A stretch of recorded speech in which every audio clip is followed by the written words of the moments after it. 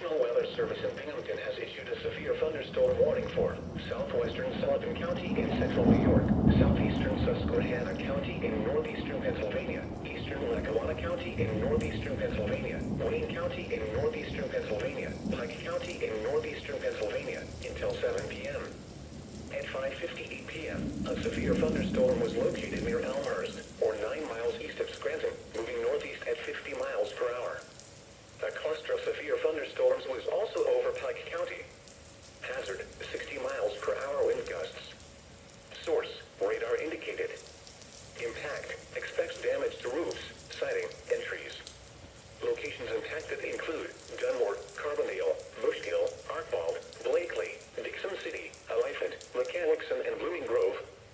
For your protection, move to an interior room on the lowest floor of a building. Repeating, a severe thunderstorm warning has been issued until 7 p.m. for the following counties in Pennsylvania.